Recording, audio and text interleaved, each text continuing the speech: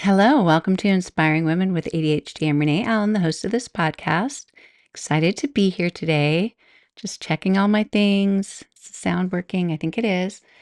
So today I want to talk to you about two things, and I can't decide which one to do. I'm going to decide on the spot because I planned for two episodes. I think I'll go with the one that takes the least brain power, and that is talking about sensory issues with ADHD. And maybe doesn't impact you, but maybe it does. I don't know that I thought long ago that I had sensory issues. I mean, I kind of knew it. It's kind of like a lot of symptoms with ADHD, in that like you notice things about yourself, but you think maybe everyone does this, or maybe it's not, like it didn't have a name for it. And I've always noticed that whatever pants I wear, I need the waistband to fit a certain way. And through the years, all the fashions and stuff, sometimes you'd wear a belt, and sometimes there'd be high rise, sometimes low rise, sometimes this or that. And you find, at least I did, that if there was a certain cut, where does that feel the best? And is that because of body image? Is that because, oh, I've gained weight? This doesn't feel the same? Maybe. I always noticed that when I would gain weight, that just because I bought a bigger size doesn't mean that it fit my body in the way that it gained weight. So if I'd say I probably gain weight hourglass wise, like some people gain, like they'll still have a super flat stomach, but then they'll gain weight in their hips or their legs, or their legs will always be really thin, or maybe muscly too, but narrow legs, and they'll gain more weight in the middle or in the top or whatever. And I am like an equal opportunity weight gainer when I gain weight. But I do, my bra size, it does go up a lot with weight gain, or down a lot with weight gain. So I guess that's just kind of like everywhere, right? But I feel like the pants that I'd wear, and this is, like jeans and things like that, that actually have some structure, they don't account for the way that my body is gaining weight. And so if it hits at my waist a certain way, then like my zipper would come undone because I'd gain weight in my lower stomach. And then I guess my waist wasn't as big to account. I don't know. But like I literally had to wear a safety pin on my zipper. I don't know if you ever learned that trick if you were pregnant, if you ever had a baby, but you could take, before they had maternity clothes that actually had big waistbands or stretchy things or something, that if your zipper was open wider because your stomach's getting bigger, or your, whatever you want to call it, that area of your body, then you could put a safety pin across the zipper where the zipper can come down, and it'll stop the zipper coming down if it doesn't attach to the top. But I would have that whole, XYZ, examine your zipper. And I hated it. And it wasn't comfortable either. And there was one pair of pants, there's always that one pair of pants that you love the most of all. And this is from my cousin's bags of clothes that they were going to give to the thrift store one time I was visiting them. And these are much younger cousins, but they were adults at this age, or teenagers or whatever. And I went through their bags, and there was a pair of jeans from Express. Do they still have that store? And I put on those jeans, and they fit the best ever. Like they hit my waist so perfectly. And I wore them until they had holes, and where they wear away, and then you've got holes in the seams and everything. And I thought, these are the best ever. And then sometimes you go back in life later, and you have those best ever jeans, and you get back to that weight, and you may even be in shape, but they don't feel the same. They don't fit the same. Or maybe you've changed. Who knows? It's all just kind of a mystery. And so there are different parts of my sensory experience that I've noticed, like, I'm not comfortable in these pants. I'm not comfortable. I don't know. Should I tuck my shirt in? Should I mean, I so overthink it, and it's a huge distraction. And so when I go places, even just the shoes that I wear, are they comfortable? Am I going to be able to, like, you think it through so much. Am I going to be able to be comfortable the whole time? It's not just like going to Disneyland or Disney World or something. It's actually just like going to a play. Am I going to have to walk from the parking lot to the theater and be comfortable in these shoes, but I want to look nice, but and some people take those, it's not a fashion risk. What's it called when you prioritize fashion over comfort? And I'm the opposite. I prioritize comfort over fashion. I'm wearing my leggings that I wore to my yoga class today, and hot yoga wasn't as sweaty today for some reason, but so I didn't have to change out of them, but I'm just wearing, like a t-shirt, and I'm comfortable. And I'd much rather do that than look really cute, like fashion wise. And what is that? What is that? And so I looked into it. What is it with ADHD? Because if you're aware of autism and sensory processing issues, because autism is often called a sensory processing disorder. So let's go, and I don't know if that's an outdated term. I know I talked about outdated terms before, but I have a book on sensory processing disorders, and it is going along with the autistic spectrum. I can't talk. Okay, that's not the one that I wanted. Let's go back over here. This is my next episode. I'm looking at the notes.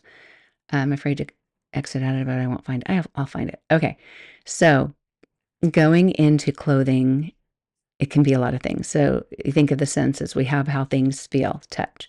We have how things sound, how they come in visually, all those things, right? What kind of energy are we absorbing, and how is it affecting us? And why is it that some people aren't affected by it and they don't care, and other people are? I don't know if you've had a child who can put on any shoes, any clothes, and they just run and play and they're fine. And then you have a child who, it's like the princess and the pea. They have one seam of their sock that is not quite lined up, and they're like, I cannot walk. I cannot walk. And they're falling on the ground. This is my oldest granddaughter. Or the shoes. They don't feel right on my feet. And you know what? I can kind of relate to that now when I do go to places like Disney World or something. Like, why is this such a distraction?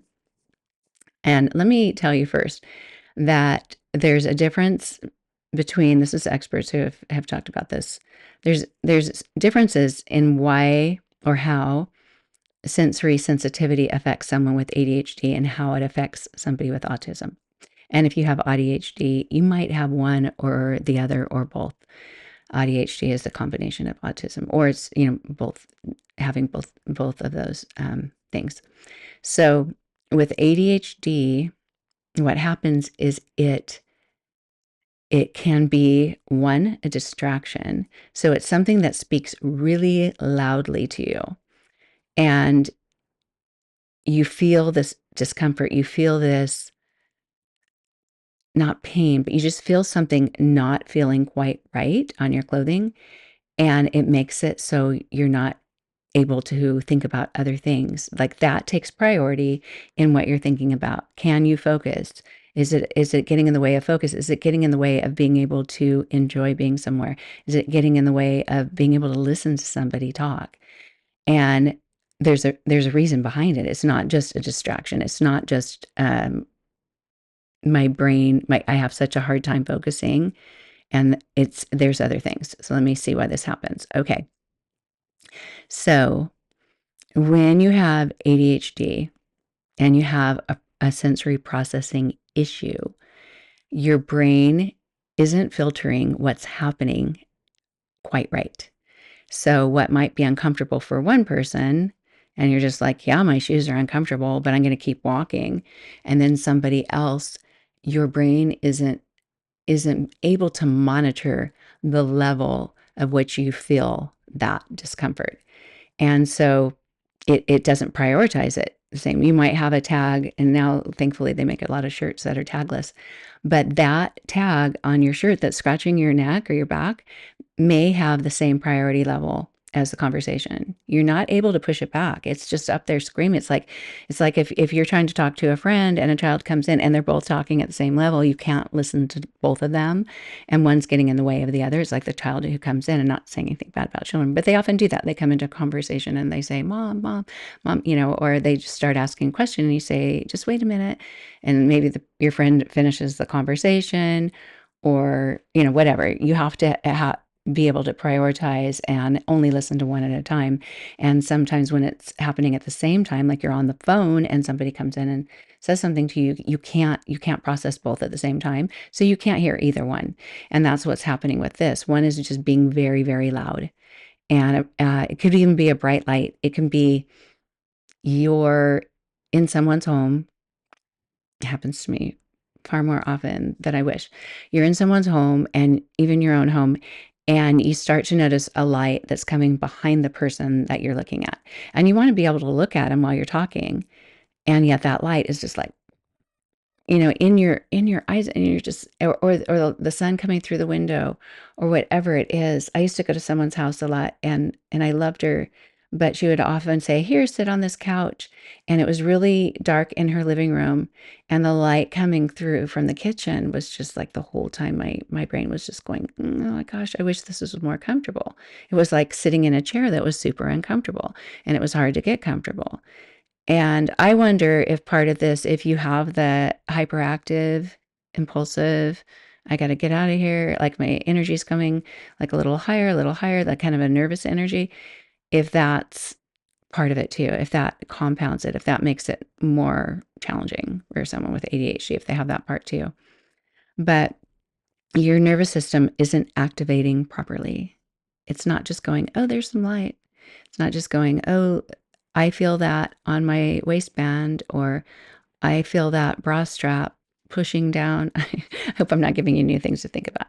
But I don't know how many of you that at some point, like your bra strap, it's too much. It's pushing down on your shoulders.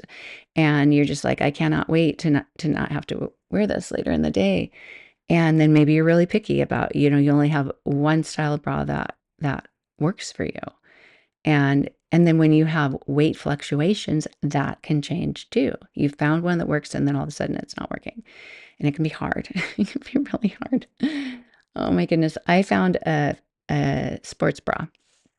And you want a sports bra if it's going to be for working out and stuff, especially cardio.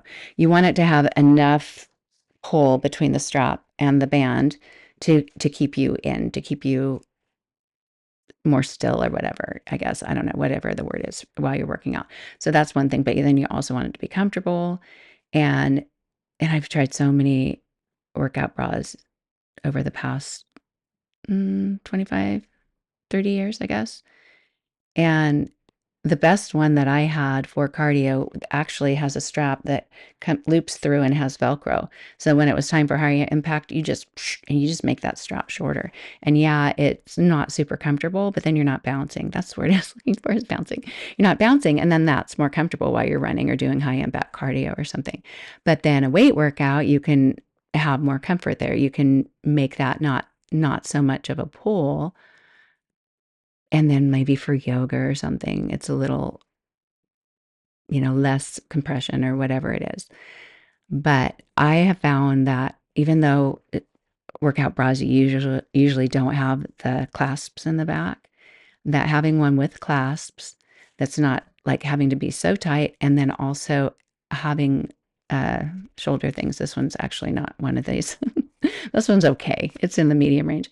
But my very favorite kind to wear is one with a really wide strap and going straight up and down, because it's not pulling up to my neck. It's not doing all that extra stuff. And you find that magical bra. And this one I found in a thrift store. It was an old Lululemon bra that was only made in 2 colors. They probably only made it for like a season, and they never made it again. But I found it. I had to hunt because it was already old by the time I bought it in the thrift store. And I had to find out the name of the bra so I could look for it on a used clothing website like Mercari or Poshmark or even eBay. And when I find it my size, I buy it. I probably have 4 of them in black and 1 in blue. I bought one for my daughter that was smaller, but they didn't make them for very long. It's just my go-to. It's the most comfortable. But what's comfortable for me might be different for you. Or maybe you don't even care about how a bra feels, but I would imagine you do, because most of us do. So what is happening in the body is our brain isn't processing the discomfort very well.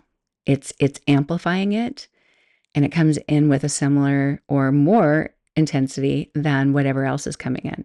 And so it just goes up, and it's just like it's shouting at you. It's like the volume has turned up so much where somebody else might be going, yeah, this isn't that comfortable to have these shoes on, but it's okay. I'm only here for a little while. I'm wearing it because it's a dressy occasion and I'm okay. and they're fine. And yay for them. That would be great. And there's times in my life that I have been like that about different things. I feel like some things intensify. As we get older, we have hormone fluctuations.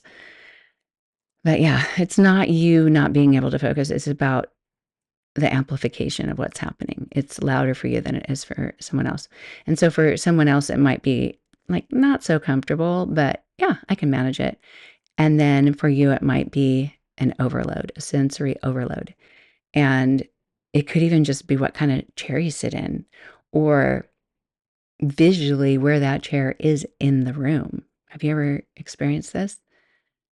And honestly, when I explain some of these things, I mean, I'm sure there are some people who experience it more intensely than I do, but it starts to make you feel like you're extra picky, like you're the crazy person admitting to this stuff. But here I go. Here I go. Um, I love to sit in a booth in a restaurant. The idea of a booth, the higher back, the comfort of the width of the chair. You can put your foot up. I have my knees up high right now. You can sit like that easier in a booth, have one foot under the other thigh. I like to bend my knees a lot. This is common for women with ADHD, for children with ADHD, to continue to change how you're seated and have that comfort. You might get locked in if you have to go to the bathroom or something, but you have to have somebody stand up if it's a circular booth or if you're at the end. But that is something that's nice. I don't like the little tables with just the chairs, or the whole restaurant where it's just little tables with little chairs. I will do it, but it's not my favorite.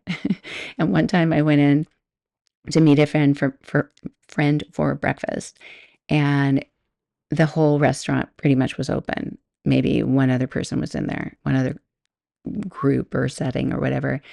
And she sat me in the middle at a little table that had two chairs.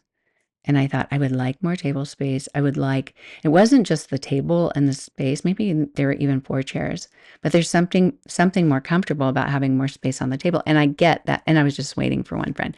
I get that, you want to be, especially at a busy restaurant, be able to have those bigger tables available for other people. But like there was hardly anybody who came in the whole time I was there. And so she came to bring me water, and I said, "Is it possible for me to sit on the edge?" Because it wasn't just being on a small table, it was being exposed. It was like I was in the middle, and I was aware of that. I had a heightened sensitivity to that where I couldn't sit and relax. And she put me over in a booth, and even if it hadn't have been a booth, if it had been a table at the side, there's something that feels better about the side. And a lot of people have these preferences. When I teach yoga, there are people who like to be in the back or the side and not in the middle. They don't have as many people around them, or they can have their belongings closer to them at the wall. They can use the wall for different poses. And we all sense certain things, right? We sense temperature, we sense sometimes location, we sense ceiling height. Having the ceiling higher might feel really open, but having a lower ceiling might feel cozy for a gathering. And it's certainly not as loud. We have a really high ceiling in our living room right now. It can be really, really loud.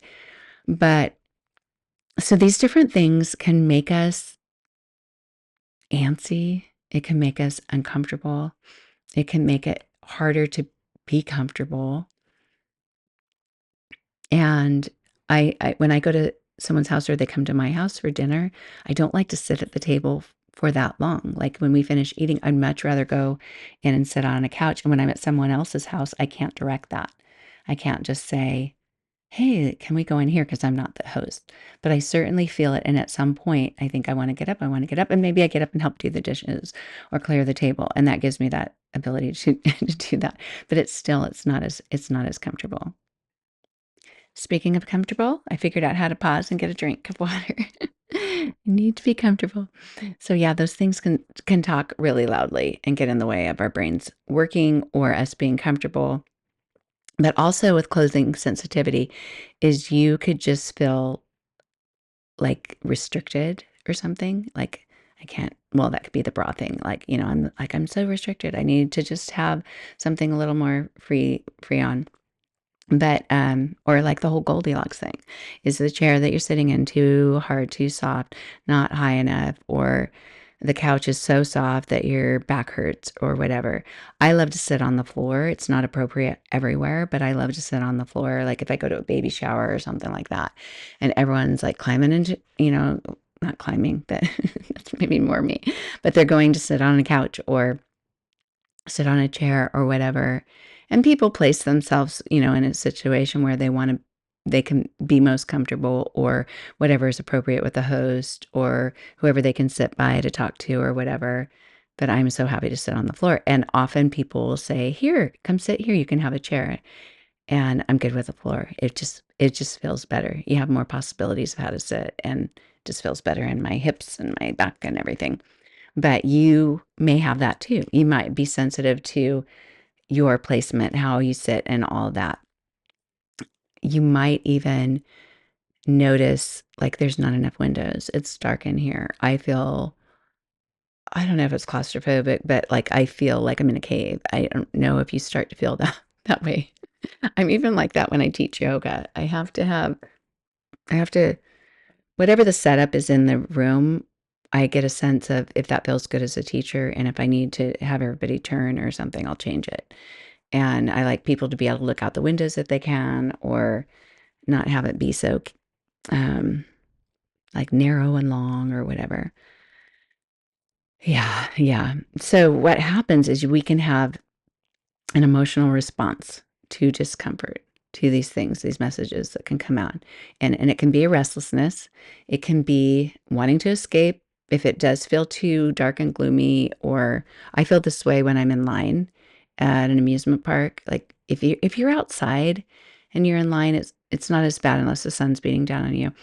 But when you go into, like, let's say you're at Disney or something, and you go and you go into a room with all those little fences or whatever they're called, that they make with the little rope, and you go around and around, and I find things to keep me happy, not that it's all about me, or to be with the people around me, talk to them. I find it interesting to look at other people, all those things that you can find that can be fun, but at some point, if it feels like I need to get out of here, like if it like it starts to feel like you're like it's just not enough of variety, because you can get through that one spot. And this does have to do with the hyperactive component of ADHD, where you just need to be able to move. You need to not only be able to move, but you need to be able to get the sense of you can move. Because when you have that anxious antsiness, and you're told, you're going to get an MRA, you're in here for 10 minutes or whatever it is, 20 minutes, don't move. And so you start to set a goal. Okay, I'm going to be in here for 20 minutes. I don't know if that's what it is. I've had a couple of MRIs, and the first one was full body, so they could do my head. But they messed up, and they had to repeat it. So I didn't get to come out in the in between. It was like it seems like it went from 20 minutes to 40 minutes.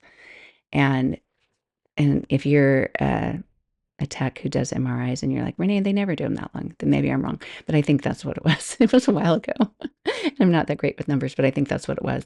But in my mind, I braced myself for the first thing. And so I feel like that can happen when you're in line or if you're in traffic, that you can brace yourself, or this might be a 20-minute slowdown. And then it turns into a 40-minute, an hour, or whatever. And you think, wait a minute, I adjusted to the fact that it could be that, but now it's not that. And it's not like we go around being selfish or impatient. We're having these responses in our brains, and we're having these responses in our bodies, and we're trying to manage them. And sometimes you do have a choice. I can just leave the line, or I can just get off on this exit, and I can just go to a store or take a country road. I've done that a lot, where I'll take a country road or another path that at least it's moving and I feel like I'm going somewhere, even though it might take longer. So you do have choices sometimes, and then sometimes you don't. Like if you have chosen an outfit and you don't have a choice to change clothes, then that's a problem. It can be a problem. So how can this impact our daily lives? We can have a hard time getting work done, focusing, listening to people, It might cause us to avoid certain things. If you don't like going into a drive-through to get a prescription because you'll get stuck, and then maybe you don't go to the drive-through. Maybe you keep delaying picking up your medicine because you're like, "Oh, it's not a good time of day. I better not."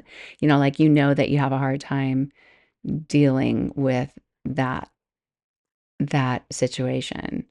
And and even though that might not be like a technically like a clothing situation or a visual, I think the visual is like what we see in our minds. It's not, it's like, okay, here's a car in front of me, there's a car behind me. Now I really can't get out.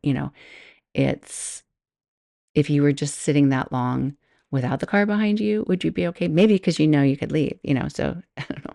It can affect your day to day choices. Uh, you can get tired of constantly overthinking it and trying to decide, what do I wear? What do I this? What do I that? It can be tiresome. And you could also end up like not having any fashion sense because you're always wearing the comfortable things. Although I know I mean, for younger people, I think there are a lot of clothing lines and things that, like little kids, t-shirt and shorts looks a lot better than t-shirt and shorts with me. Like I don't know. I feel like I'm supposed to be more grown up than that, and then just wear t-shirts and plain colors all the time. But that's what I do. The plain colors, I guess, doesn't have to do with comfort, but maybe visually, I like the plain colors. Who knows? And then sometimes you just feel off. It's like, what's wrong? How you doing? I don't know. I don't know. Although, okay, so back to the clothing thing.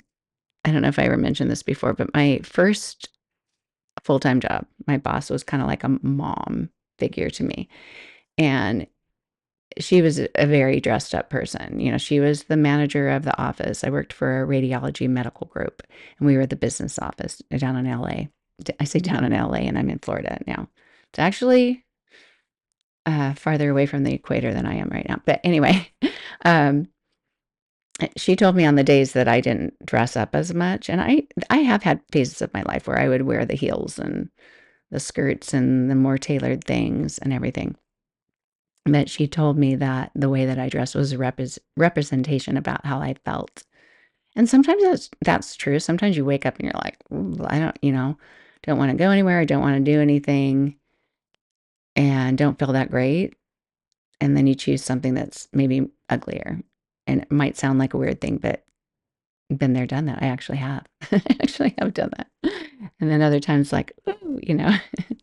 So yeah, it can be like that vicious circle of, I'm feeling worse because of what I'm wearing, but I'm wearing what I am because I'm feeling worse. But but talking about this, it sounds like we're super distracted when we have these things, these sensory issues. And yes, we are, but it's because of a dysregulation in the brain. It's like our brains aren't regulating the response or the emotion. That it's not just an emotion. Like an emotion, at least to me, is more like a happy, sad, it's whatever. It's a response of, this discomfort. It's not regulating it very well. It's not, it's taking it like, and you can see it more with children of one child like, oh, my shoe's uncomfortable. Catch up, we're hiking. Where another one's like, my shoe's uncomfortable, and they're falling down. And it's not just that they're throwing a fit, like it is just too much. It's like, how could I take another step? My shoe isn't on right or whatever, where the other one's just like, okay, I'll deal with it. And they run with their shoe half on.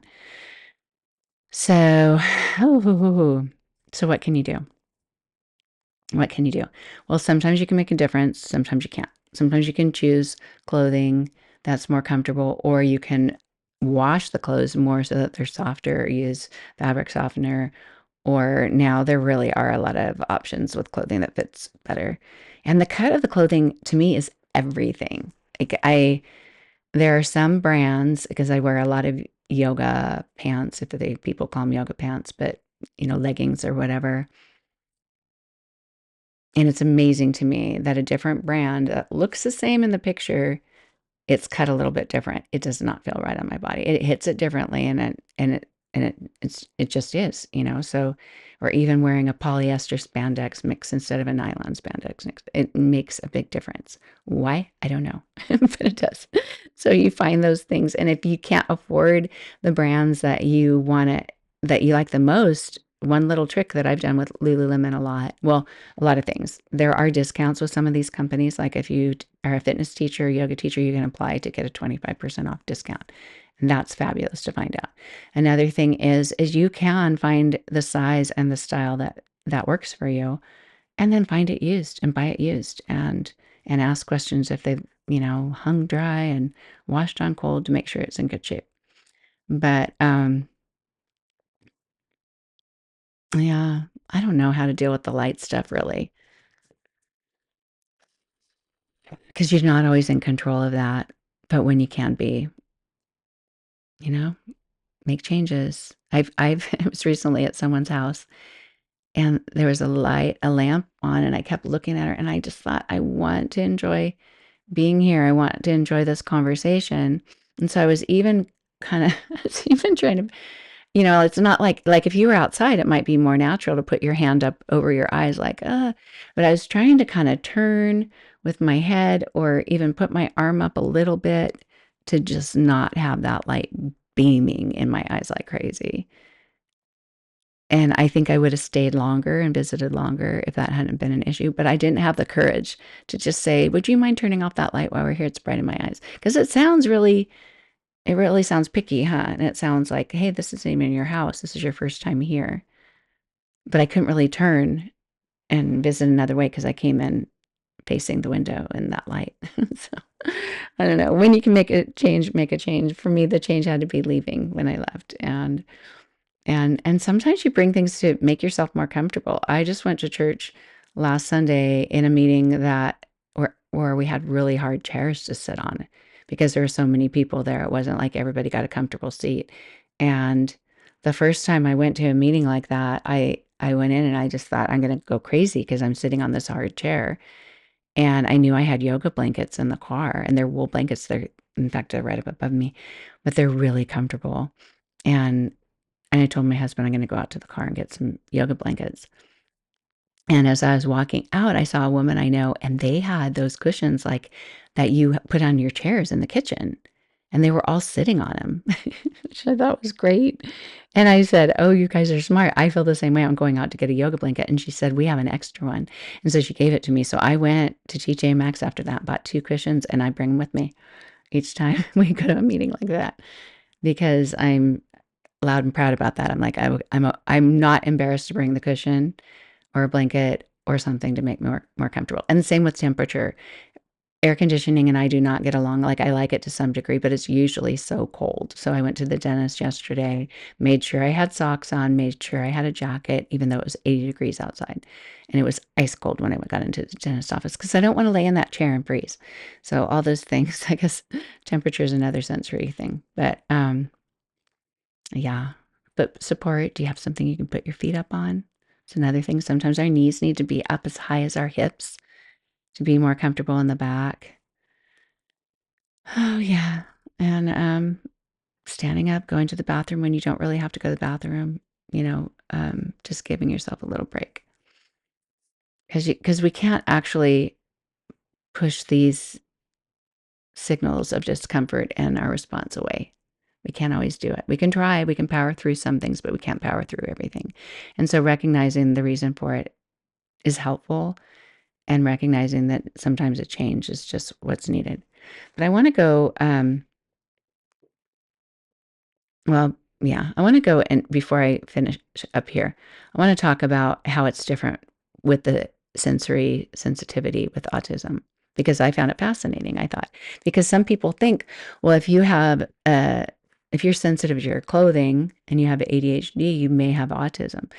You might, but you may not. You might not have any of the symptoms with autism, but you might have this similar response. Yeah, I am sensitive to my clothing too. So why is that? And learning more about it, was pretty fascinating to me. So with ADHD, we're having a difficulty filtering the input. and prioritizing the input.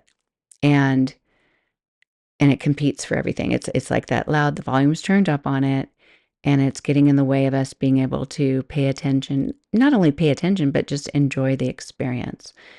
Even just with where you sit in a movie theater, I probably mentioned this before, or in a play, when somebody's head's a little bit in front, anywhere I am, I need to be able to, like if someone's giving a speech, a talk or something, I need to be able to see them or not see them. I can't just partially see them or have somebody in front partially blocking. And it's not like I need to be like the Queen of Sheba. What did they say? I don't know what the Queen of Sheba is, but I'm bed knobs and broomsticks. They say something like, who do you think you are, the Queen of Sheba, when they're at some fair? So anyway, it's not like that, but it's just a matter of I can't even tell what's going on in the play anymore or the movie because this is getting in the way so much. And at the movie theater now, a lot of times with those seats that recline back and stuff, they have you so much higher that the row in front of you, that a tall person with a hat or something, they're not going to get in the way. But before, like if anybody's head was blocking part of the screen at the movie theater, I was like, oh, I can't pay attention. I can't, like, it's so dumb. But that's how I would get. So my brain couldn't do it. Like it's not just being able to pay attention, it's just being able to relax. Something's bringing me into an intensity level. And my daughter would say to me after the fourth time we moved at a show at Disney World, "It's okay, Mom, just stay here." And then somebody else comes and their mouse ears or whatever, or their 6'5" husband sitting right in front of me. And I'm like, it's not going to be all right. I know it's not going to be all right, but I'll stay here because I know I'm driving you crazy. And then my husband's used to it, but I'll say, "You want to train me places?" He wasn't there that time, but he'll train me places so that I can sit where it works for me. But anyway, okay. So yeah, it causes a lot of overwhelm, stress, your brain. Yeah, you can't ignore it. Autism, different. So instead of the brain having a difficulty filtering it and prioritizing it and turning the volume down on one and turning it, it's actually more intense. It's amplified and it's even distorted. So sounds can be distorted. A sound that we might hear that doesn't bother us might just be literally painful for that person to listen to, and actually to the point of them covering their ears. And have you seen a child like that? It's just too much. Or they hear other things like, and it's the sounds coming through differently. It can be the air conditioner is 10 times as loud for them. It's more intense, it's amplified, it's distorted, and it's not just a problem with filtering, it's actually it's just it feels different in their bodies, and it can feel painful. It can feel um like clothing, like a tag, or even on the wrist, if it's scratchy, like a shirt that gets buttoned up here for a girl or a boy, but sometimes boys wear that, like with a tie or something, and it feels sharp. It might feel burning. It might feel like it's digging into the skin. It might feel prickly when it's not for somebody else. And it's a real sensory experience that they're having in their body. And it can be like actually painful, or they can have a meltdown. Like, why are you making me wear something that's painful? Um, if you're curious about more, why it feels like pain, in autism, their nervous system can be hyper responsive to tactile input like touch. And so signals in the skin can be amplified, and it can be irritating, overwhelming, even painful. And it's different than the discomfort we might have that gets in the way. Um, it's distracting. It's getting in the way of being able to relax, but it's actually hurtful or just too much, too much. All that being said, you may still have some sound sensitivity where it's too much in your brain's, you might hit that point, maybe not painful, but yeah, maybe painful. I don't know. Because I haven't experienced the other. I don't know what I'm comparing it to. But we had a year ago, one of my daughters got a guitar amp for her birthday. my boys like to play electric guitar. And I tried to avoid that. It's not that I hate electric guitars, but I didn't know if I like having loud guitars in the house. So when my oldest son, he's now married with kids and stuff, when he asked for an electric guitar for Christmas one year, I thought, I'll get him an acoustic guitar. He had never played a stringed instrument, but he liked to play instruments. He kind of taught himself how to play the piano. I had did piano lessons for my girls, but not for my boys. Well, eventually I did with my boys, but like starting young, I was, I was not consistent in my parenting, but is anybody, especially if you have 6 kids. So anyway, and I'm not going to feel guilty about that. Maybe I have at some point, but I'm going to try not to. But anyway, back to I figured I'll just get him an acoustic guitar, and I'm not getting him a loud guitar. Well, in my mind, I thought he's going to say, "Mom, like," but I wanted an electric guitar. Like that sounded like like a near miss.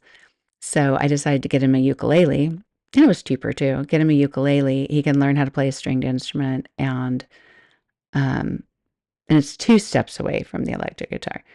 Well, he's not diagnosed with ADHD, but he has that not only hyper focused, but hyper driven way about anything that he learns. He takes it full force and learns everything about it and becomes really good at it. And I have a couple boys like that. And one of them is diagnosed with ADHD, but the older one hasn't looked into that and doesn't think he has it. But anyway, so he learned to play the ukulele. He learned to play the guitar. He learned to play the electric guitar, the bass, the mandolin, the banjo, any guitar placed in his hands, he learned to play it. We went to Greece once, one of my 2 trips overseas, and came back with a bouzouki, which is kind of have a roundness at the back of the guitar. We brought that from a guitar shop. I don't know if it was called a guitar shop in Athens, but one of our bigger expenses on the trip. And he learned to play that too. I think it has 5 strings. What's my point? Oh, I've never liked I was right about not liking to hear an electric guitar in the house because it's I don't mind hearing it. Like when my youngest son learned to play Freebird, yeah, I loved hearing that. Like I loved hearing that music. But it would his level of volume for it is way louder than mine, and so it's always turn it down, and then there was he's a perfectionist because he learns and learns and learns and plays really well actually. But then he'd say when he'd write a song, he'd say, "Mom, which ending do you like better?" And he'd have me which is funny now. I should talk to him about it because we didn't know either one of us had ADHD then, but there's so many similarities that we have. But he would play it and then he'd say, which one do you like better? Like 1, 2, or 3, or just 1 and 2. Could my brain remember what 1 sounded like by the time he got to 2? Not always. So I'm like, I don't know. I don't know. Just, well, Mom, wait. And then he'd do it again. Um, and yeah. So anyway, electric guitar. There's always been this, please turn it down. Can you turn it down? Can you turn it down? And they turn it down, but it's still really loud. And now our house has really high ceilings, wooden floors, and it's extra loud. And so you can't just shut the door most of the time and have it make a difference. So a year ago, about a little over a year ago, in April, my daughter gets an amp for her birthday. And she comes over and plays guitar with one of my sons and stuff. And so at the end of opening presents, that was like the grand finale gift that my son gave her. I was going to say my brother, my son. And so they started playing it, and it was so loud. It was like knives were going in my ears. And it didn't hurt like I think you're destroying my eardrums. Like it wasn't like that, but it was just it was too much. And so I said, "Can you turn it down?" It was so loud that they couldn't really hear me say, "Can you turn it down?" And I asked a few times and literally felt like I was maxing out. Like I can't even it's so much stimulation. I can't even be in here anymore. I can't rationally go ask or say go, I couldn't function anymore. I couldn't have a next step of how to get that lower. And so I got up and went in the other room and shut the door, and it was still loud. So I put on my noise canceling earbuds, and this is right before cake and ice cream. And I wasn't throwing a fit. I was just trying to get away from the noise. And And eventually they're like, where's mom? Where's mom? And everything. Um, but I know what that can be like with sound to a certain degree. And I don't know what it's like for women, children, men, anyone with autism. And I bet it's taken that and just going more levels. For me, it's more like my brain can't work anymore. My brain can't work. Please stop, please stop, please stop. And that can happen with the the the sound coming in or the discomfort at a party or whatever. I'm just like, I want to enjoy being here, and yet I can't because I wore something that doesn't feel good. And where does that make sound? And then I go for the option of wearing something more comfortable, and I see somebody else wearing something cute, and I think, I should have gone for cute. Like, they look so cute. Oh my goodness. The little things in life. I mean, these aren't the big things in life, right? But they can be big to us, and they can get in the way of a lot of things. That's what I want to talk about because this has more of an emotional response for me to talk about than the other. Um, so that's a difference of, just to repeat because I need repetition, is the autism is the input actually feels stronger in the body, and for us, it comes in the same. It just uh, draws more attention. We can't get it. It's not causing the pain or um, uh, the unbearable. I mean, it's unbearable, but it's not hurting. It's more hindering. Does that make sense? I don't know. That's how I make sense of it. Let me see what else. So with ADHD, it can be discomfort. We can get irritable from it, or we can just actually just not feel pleasant anymore. We can tolerate it to a certain degree and the hell you can't. Another thing for me is music. Is like, I do love music and I love music when it's loud, but I can't do that and have a conversation at the same time. I mean, if I'm in a loud concert or a movie or something, like I can turn, like say something, and at concerts it's ridiculous. You're trying to say, you're trying to shout and you can't hear yourself and they can't hear yourself. But as far as a conversation goes, I can't follow it. So then it starts to like drive me crazy. And that can happen with sound things. Um, the autism, more immediate, more intense. It doesn't build up. It's like it creates pain and it creates panic. And sometimes, the panic could be the anxiety, all that. Um, this is interesting too, I think anyway, is that our response, like with ADHD, we might find a way to remove the distraction. We might be distracted. We might feel like I can't think as well. I need some fresh air. Like, so we might change where we are and we can bring it down. It might cause us to get antsy or something. But with autism, they may just leave. They might just leave the thing. They might shut down and, or meltdown. I haven't seen that in adults with ADHD, but I've seen it with children. And then just need like control. Like, can't we stop this? Can't we stop this? I've seen that with my friend's son too, of just trying to, like outwardly say it, where I might outwardly say it in a calm way, instead of like if you think of you're getting burned on a stove, you're like, ow, or something. And then, but if you were in the calm way, it'd be like, oh, I think I just burned my hand, which sometimes we do have that more outward, and that's more common to have that outward response for someone with autism. But I think I'm gonna stop going down that road.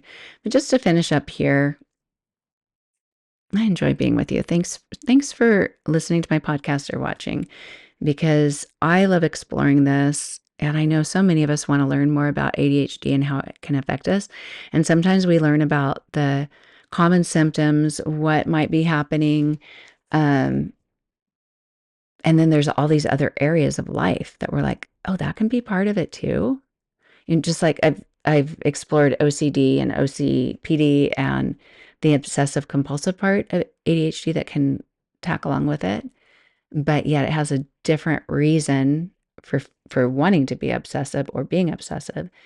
and it has a different response in the body. It's kind of fascinating because we tend to think, oh, if I'm this way, then I must have that disorder too, or I must be the same as that person. And you're experiencing something much different than they are, or for a different reason. So, so go back and listen to that episode. I think I've made 2 episodes about that, the OCD and the OCPD, maybe 3 episodes. I'll keep doing it until I totally understand it or I stop learning more about it. But I like to learn with you if that's possible. If that's okay with you. Um, so let me go up to helping with this. Mm, mm, mm, mm, mm, mm. I don't know. Here am I, hammer, ba, ba, ba. I feel like, okay, so one of the pieces of advice that they give us is to build a sensory friendly environment. And in some ways we can do that. We can do that in our homes, unless, our son buys an electric guitar that we didn't know about. But you try to manage it in your own life and for other places that you go to. You can choose where you go to eat. You can choose if you go to a concert or somewhere with a big group of people. Some people don't like all the loud cheering and the bursts of output. Other people are just super love it. There's different reasons people would choose to be somewhere with a sensory the stimulation that comes in, or a movie theater, it might be too loud, so they bring earplugs. And there are things that you can do like that, but I feel like it adds to our responsibilities too if you have these things and you're going to go somewhere, and so you're planning all the little things that you need. Like if I go somewhere with air conditioning, which is highly likely, and it might sound weird to you for those of you who have always lived where there's air conditioning, but in California, Northern California, for the most part, we don't have air conditioning. Like maybe some businesses do or something, but we don't have it. So we don't get so cold when not everybody gets cold with air conditioning, but I sure do. But yeah, to have to bring a jacket everywhere I go or a sweater to church when it's 95 degrees outside or something because it's so cold inside. So you're having to add to your responsibility of what you need to do before you leave to go anywhere because you want to be comfortable, or remembering the earplugs or any of that. Sunglasses. I've worn sunglasses inside a restaurant before when it does have that thing where the light's coming in. I'll put on sunglasses in the restaurant. I don't feel weird about that. I would feel weird about that at my friend's house. But maybe I need to get over that and just explain, my eyes are sensitive. Do you mind? Or I hope you don't mind. I'm wearing sunglasses in your house. I should have thought of that, actually. I should have thought of that a week or two ago. Um, but yeah, trying to anticipate the sensory issues you might have and doing something about it where you can, and not making yourself push through. When you find that you can't control it, like I did that time with the amp and the electric guitar, I just had to leave. So you don't have to push through, especially when you find yourself going crazy. And I guess just noticing too, if you're starting to feel discomfort in a situation, like, why am I not feeling quite right now? Notice it might be something that you're not even aware of. Like for me, I move around a lot while I do my podcast, and I'm glad that I can. I'm glad that it's not like you would care. Most of you aren't watching anyway, but I am too hyper aware of it with Zoom calls, and I have a hard time with them because I have a hard time sitting still. But give yourself permission to experience these things because you are going to experience them, and they might even change and get more intense as you get older, or you have hormonal changes, or your body changes because the clothing, unless it's super stretchy, it doesn't always work for how your body changes. I've always also felt constriction around my rib cage, and I don't like shirts that button because they, even if it has a little bit of stretch with it, it's like it's coming in like really roomy. Anyway, okay, thank you for being here, and I hope this helps you find ways to be comfortable and not just make you think about what makes you uncomfortable. But it's good to know what it is. Like, know what's maybe making you grouchier with your kids or with your spouse, or something that's getting in the way of your ability to feel balanced and normal, and or even get work done. That's something I love, to get work done. And if I'm not comfortable at my desk, or I don't even have a desk anymore because I wasn't comfortable at it with it. I gave it to my son. But don't feel like you have to do it a certain way if it's not working for you. And I guess that's it for now. So thank you for being here. Happy,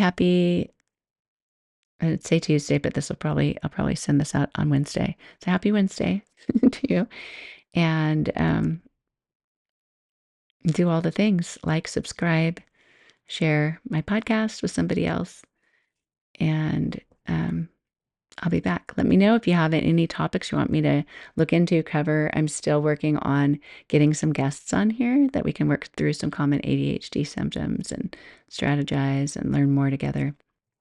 But I can only do so much. I got my taxes done last night. Yay, yay. It's not my favorite thing. How does it happen? Like to come around so often, but got that done and feel a little freer to set up the podcast guests, and it should be fun. So that's it. I will talk to you later. Bye. Help other women find this show. Rate, review, share with someone you know. Help other women find my show. Rate, review, share with someone you know. Hurry before you forget.